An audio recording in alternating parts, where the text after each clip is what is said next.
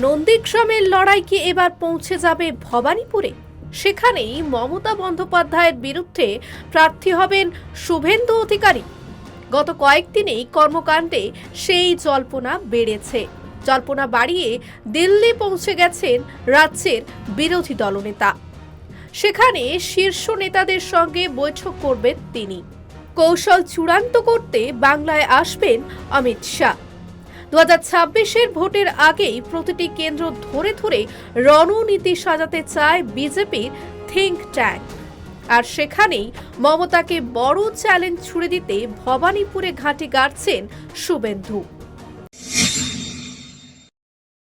এবার দেখে চলুন ভবানীপুরে ভোটের সাম্প্রতিক হিসেব কি বলছে। 2021 সালে নন্দীগ্রামে শুভেন্দুর কাছে হারার পর ভবানীপুর থেকে দাঁড়ান মমতা। জেতেন 58,835 ভোটে। কিন্তু ছবিটা বদলে যায় 2024 সালের লোকসভা ভোটে। কলকাতা পুরসভার 8টি ওয়ার্ড নিয়ে ভবানীপুর বিধানসভা কেন্দ্র। 8টি ওয়ার্ডের মধ্যে 5টিতেই এগিয়ে ছিল বিজেপি। শুভেন্দুর টার্গেট 8টির মধ্যে 7টি ওয়ার্ডে জয় ছিনিয়ে আনা। কিন্তু জিতব বললেই তো জেতা যায় না, নির্দিষ্ট অঙ্ক কষে এগোতে হয়। সেই অঙ্ক কষতে গিয়েই গত 10 বছরের পরিসংখ্যান ধরেই এগোচ্ছেন শুভেন্দু। তৈরি হয়েছে গোপন টিম। একটি টিমে আছেন 100 জন করে। তারা 2 মাস অন্তর তথ্য সংগ্রহ করে পরিস্থিতির বিশ্লেষণ করবে। আর এই কৌশল চূড়ান্ত করার জন্যই 73 নম্বর ওয়ার্ডে নিজস্ব কার্যালয় খুলছেন শুভেন্দু। বাংলা নববর্ষের পরই সেই কার্যালয় খুলে যাবে।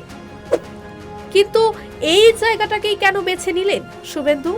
কারণ এখান থেকেই তৃণমূল নেত্রীর ওপর মনস্তাত্ত্বিক চাপ তৈরি করতে চান তিনি। এই ওয়ার্ডেই রয়েছে মমতার কালীঘাটের বসত বাড়ি। এই চত্বরেই থাকেন অভিষেক বন্দ্যোপাধ্যায়। আবার এই ওয়ার্ড থেকেই পুরো কাউন্সিলর কাজরি বন্দ্যোপাধ্যায়, যিনি মুখ্যমন্ত্রীর ভাইয়ের বউ। এর মধ্যেই দক্ষিণ কলকাতায় বৈঠক করেছেন শুভেন্দু।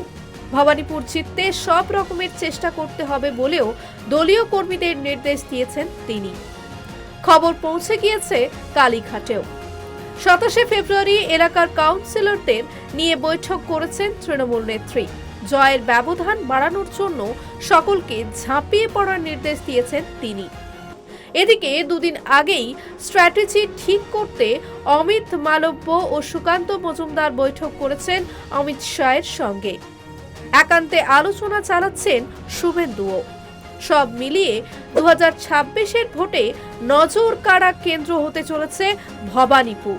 2021-এর নন্দীগ্রামের পর হয়তো ফের মুখোমুখি হতে চলেছেন মমতা বন্দ্যোপাধ্যায় ও শুভেন্দু অধিকারী। প্রতিবেদন পছন্দ হলে লাইক দিন, সাবস্ক্রাইব করুন আর দেখতে থাকুন বেঙ্গল ফ্যাক্টস।